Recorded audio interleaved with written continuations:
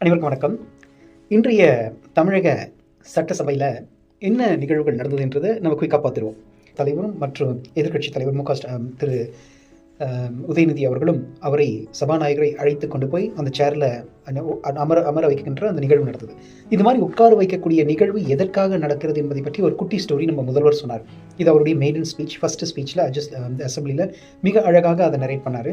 அது ஒன்றும் இல்லைங்க, நம்ம இந்த பாராளுமன்றம் ஒரு ஃபங்க்ஷன் ஏற்கனவே நம்ம குயின் விக்டோரியா காலத்திலேருந்து இருந்தது. இங்கிலாண்டில் இந்த பார்லிமெண்ட் ஒரு கிங், ஒரு அரசர் சொல்லக்கூடிய ஒரு விஷயத்தை, அவருக்கு பிடித்த விஷயங்களை இவர்கள் எதிர்த்து பேசி அதை நிறைவேற்றாமல் செய்யக்கூடிய பவர் இந்த பார்லிமெண்ட்டுக்கு இருக்குது. ஆனால் ஸ்பீக்கர் வரமாட்டாங்களாம்.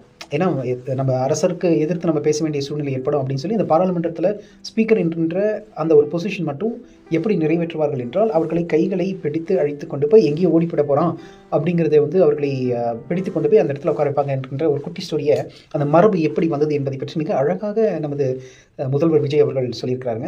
அது மட்டும் இல்லாமல் சபாநாயகர் திரு பிரபாகரன் அவர்கள் மேலும் இவர் மக்களுடைய அன்பை பெற்றவர், இங்கு நமது முன் அவையில் அமர்ந்திருக்கக்கூடிய முதல்வர் அவர்களை வணங்குகிறேன் என்று சொல்லி மிகவும் எல்லாரும் அதற்கு கைத்தட்டுதலோடு ஆரம்பித்தார்.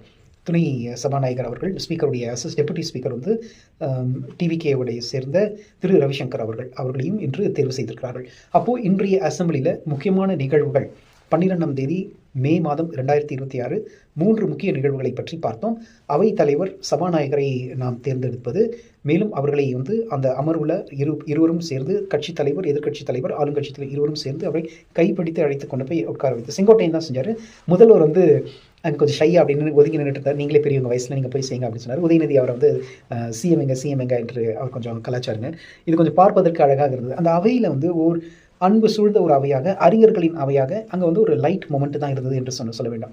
இன்றைய 2ஆம் நாள் அசம்பிளி மீட்டிங், தமிழ்நாடு 17வது அசம்பிளி மீட்டிங் என்று குறிப்பிடுகிறார்கள். இங்கு சபாநாயகரை தேர்ந்தெடுத்திருக்கிறார்கள்.